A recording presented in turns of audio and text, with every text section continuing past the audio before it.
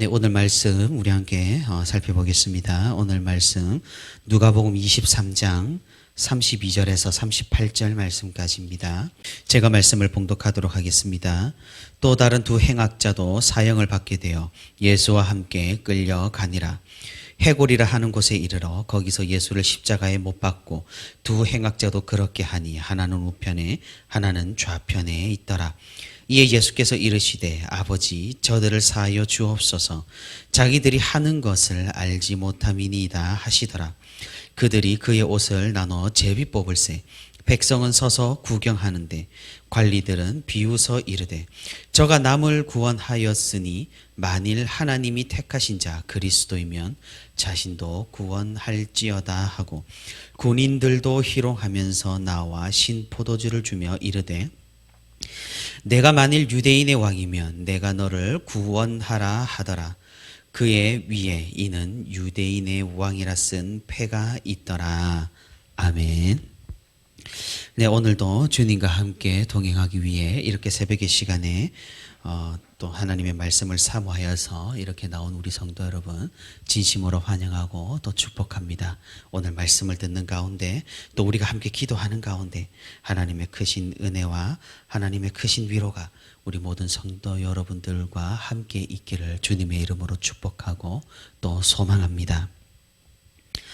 오늘 우리는 예수님께서 십자가에 달리시는 장면을 말씀으로 살펴봤습니다. 예수님의 십자가 사건은 단순히 그냥 일어난 에피소드라거나 급작스럽게 진행된 어떤 그런 단행적인 이야기라거나 예상치 못하게 발생한 안타까운 사고가 아니었습니다. 이 사건은 철저하게 구약 성경에서부터 예언되었고 심지어 천지가 창조된 시점에서도 암시가 되었던 분명한 복음의 메시지며 또 구원의 사건이었습니다. 하지만 사람들은 이를 잘 알지 못했고 또 이를 깨닫지 못했으며 십자가 위에 계신 예수님에게 정말 네가 왕이라면 메시아라면 내려와 봐라고 조롱을 하고 멸시를 했던 것입니다. 2000년이 지난 지금 우리는 이 사건을 조금은 입체적으로 살펴볼 필요가 있습니다. 우리는 너무나 단순하게 예수님을 하나님의 아들이라 피상적으로 알고 십자가를 당연하게 받아들일 것이 아니라 이 당시 사람들 가운데 우리가 그 사이에 있었다면 정말로 예수님을 메시아로 고백할 수 있는지 우리는 생각해 볼 필요가 있다는 것입니다. 우리가 오늘 말씀을 통하여 주님께서 십자가 위에서 하신 그 말씀을 통하여서 주님의 메시아 되심과 주님의 또 하나님 되심을 우리가 다시 한번 묵상하고 고백할 수 있기를 바랍니다. 우리가 누차 살펴봤듯이 예수님께서는 죄가 없으신 분이신데 예수님께서 하나님이시기에 그런 것이 아니더라도 실제 재판에서도 기소가 될 만한 아무런 죄가 없으신 분이셨는데 억울하게 십자가형을 받으셨습니다. 달리시는 당시 예수님만 형을 받으시는 것이 아니라 다른 두 행악자도 함께 사형을 받게 되었습니다. 이것이 무엇을 의미합니까? 죄가 없으신 분이 범죄자들 중 한 사람으로 여김을 받으신 겁니다. 우리는 이사야서 53장 12절의 예언 이는 그가 자기 영혼을 버려 사망에 이르게 하며 범죄자 중 하나로 헤아림을 받았음이니라. 그러나 그가 많은 사람의 죄를 담당하며 범죄자를 위하여 기도하였느니라 라고 한 이 예언이 이로 인해 실현된 것을 살펴볼 수가 있는 것입니다. 예수님께서는 이 두 사람과 함께 범죄자로 취급이 되어서 해골이라 불리는 곳까지 십자가를 지고 가셨습니다. 그리고 그 언덕에서 십자가에 달리셨습니다. 해골이라 하는 것은 우리가 잘 알다시피 골고다입니다. 이것은 예루살렘 성 외곽에 있는 그런 완만한 언덕이었습니다. 라틴어로 해골은 칼바리아라고 합니다. 그래서 갈보리라는 명칭이 바로 여기에서 나온 것입니다. 골고다, 갈보리, 해골, 동일한 말이라는 것이죠. 이 언덕은, 이 해골이라는 언덕은 예루살렘에서 가장 잘 보이는 곳이었고, 또한 예루살렘에서 큰 길을 따라가다 보면 등장하는 그런 공개적인 장소였습니다. 아마도 로마는 이곳에서 흉악범들을 처형함으로써 사람들에게 본보기를 보이고 또 이를 이용해서 범죄를 억제하려고 의도했던 것입니다. 십자가형은 다양한 방식이 있었습니다. 못을 박아서 처형을 할 수도 있었고, 또는 그냥 못을 박지 않고 줄로 매달아서 처형할 수도 있었습니다. 만약 못을 박게 되면은 출혈로 고통은 심하지만은 숨이 끊어지는 시간은 길지 않을 것입니다. 반면 줄로 매달게 되면은 출혈은 일어나지 않겠지만 굉장히 오랜 시간 동안 고통을 받다가 죽게 될 것입니다. 예수님께서는 못 박히셨습니다. 그래서 물과 피를 모두 흘리셨습니다. 예수님이 달리신 십자가가 중간에 섰습니다. 다른 두 행악자의 십자가가 예수님 좌우로 섰습니다. 우리는 이 장면에서 마가복음 10장의 말씀을 기억을 할 수가 있습니다. 그 말씀에 마가복음 10장에는 야고보와 요한이 예수님에게 영광의 왕국에서 자신들을 좌우편에 앉게 해달라고 부탁한 내용이 기록이 되어 있습니다. 그런데 지금 예수님의 좌우편에는 누가 있으며 또 이 좌우편에 어떤 영광을 우리가 볼 수가 있습니까? 과연 야고보와 요한이 이런 미래를 알았더라면 예수님의 좌우편에 있게 해달라고 부탁을 했을까요? 사실 우리의 시선으로 또 세상의 시선으로 가장 비참한 자리고 가장 끔찍한 결과고 영광이라고는 추워도 찾아볼 수 없는 그런 광경입니다. 하지만 무엇입니까? 우리에게는 그러할지 몰라도 하나님 보시기에 이 십자가의 자리는 가장 영광스러운 자리고 가장 고귀한 결과고 영광이 가득한 광경이라는 사실입니다. 우리는 아직은 부족했던 이 야고보와 요한처럼 세상의 영광을 바라보면서 주님과 함께하고 싶어 하는지도 모르겠습니다. 하지만 십자가는 지기 싫어하면서 하늘의 영광만은 바라보고 있는지도 우리는 모르겠습니다. 우리가 주님께서 달리신 이 십자가를 바라보면서도 이 끔찍하고 참혹한 광경을 목격하면서도 주님의 좌우편에 설 수 있는 그런 성도가 될 수 있기를 바랍니다.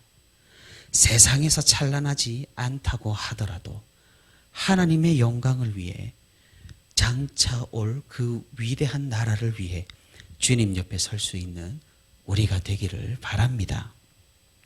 예수님께서는 십자가에서 고통을 받으실 때 처음으로 입을 떼시고 말씀을 하셨습니다.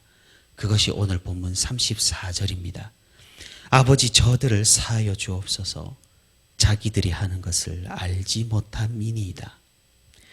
주님께서 용서를 구하는 기도를 십자가 위에서 가장 먼저 하셨다는 사실이 십자가의 진실을 드러냅니다. 예수님께서 왜 죽으셔야 했습니까? 왜 십자가 위에서 고통을 받으셔야 했습니까? 용서를 위해서였습니다. 예수님의 죽는 이유가 이것이었습니다. 이것은 비단 유대인이나 로마 군인들에게만 해당하는 말씀이 아닐 것입니다. 저들을 용서해 달라는 예수님의 이 기도가 말입니다. 이 용서는 세상 모든 사람에게 해당이 되고 그 어떤 심각한 것도 이 용서로 지워질 수 있는 것이었습니다. 하지만 사람들은 이런 말을 하는 예수를 보고 그런 말을 잘도 하는 자칭 유대인의 왕을 보고 비웃었습니다. 아니, 이 상황에서 가장 먼저 자신을 용서하고 자신을 구원해야 하는 것이 아니냐며 예수님을 조롱했습니다. 십자가 위에서 벌거벗은 채 죽어가는 사람을 보며 유흥을 즐겼던 것입니다. 그가 사람들의 병을 고쳤다라는 사실을 믿을 수가 없었습니다. 왜냐하면 정작 자신은 고치지 못하니까 말입니다. 사람들은 생각했습니다.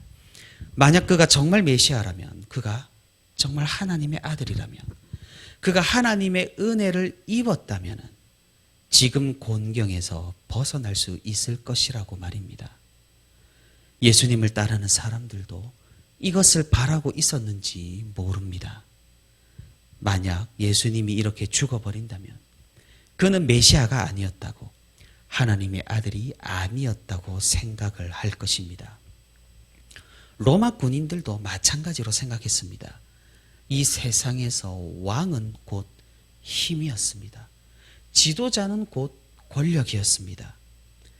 만약 예수가 하던 말대로 정말 그가 유대인의 왕이라면 그는 힘을 발휘해야만 했습니다. 십자가에서 자신의 힘으로 내려와야 했습니다. 하지만 그런 기대와는 다르게 예수님은 정말 무기력하게 죽어가고 있었던 것입니다. 십자가 위에는 죄목으로 유대인의 왕이라고 팻말이 달려 있었습니다. 빌라도가 찾다가 간신히 찾은 죄가 자신이 유대인의 왕이라고 한 것밖에 없었기 때문입니다. 유대 지도자들은 그 팻말을 보고 굉장히 크게 반발했습니다. 그냥 유대인의 왕이 아니라 자칭 유대인의 왕이라고 써달라고 빌라도에게 요구를 했습니다. 하지만 빌라도는 그 요구를 끝까지 거절하면서 예수님과 유대인들을 끝까지 능욕했던 것입니다. 예수님께서는 이렇게 십자가에서 서서히 죽음을 맞이하셨습니다. 사랑하는 성도 여러분, 만약 우리가 그곳에서 예수님을 본다고 생각해 보시길 바랍니다.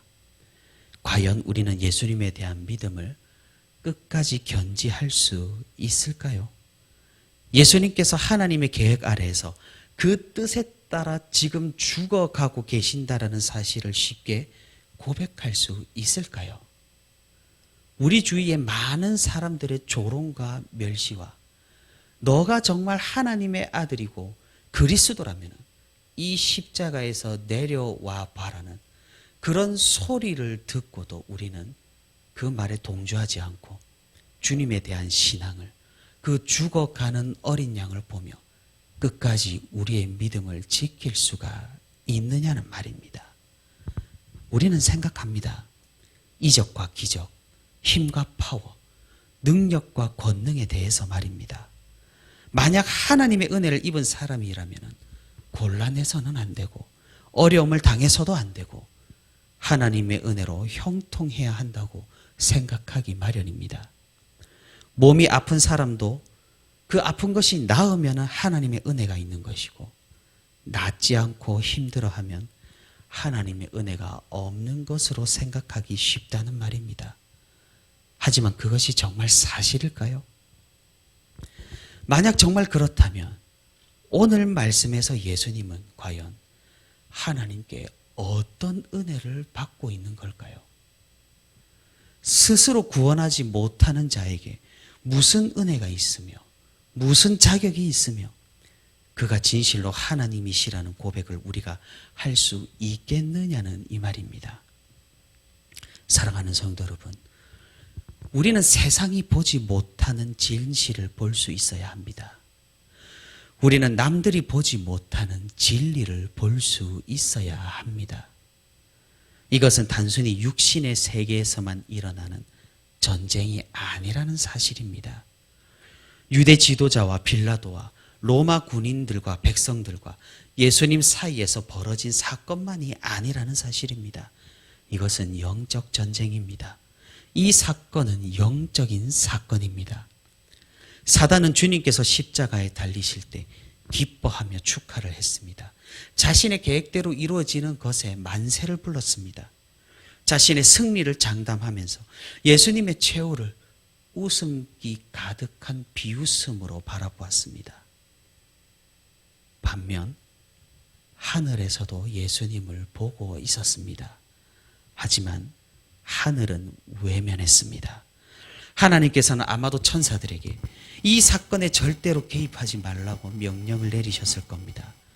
천사들은 뒤로 물러나서 이 처참한 광경을 바라보고 있을 수밖에 없었습니다. 왜 그러셨습니까? 예수님은 지금 세상의 모든 죄를 지고 십자가 위에 오르셨기 때문입니다. 이 하늘의 외면은 의도적이었고 계획적이었습니다. 궁극적인 승리를 위한 웅크림이었습니다. 예수님께서는 진실로 유대인의 왕이셨고 이 유대인의 왕이신 것을 뛰어넘어서 이 세상 온 우주의 왕이셨습니다. 하지만 이를 이해하는 사람은 거의 없었습니다.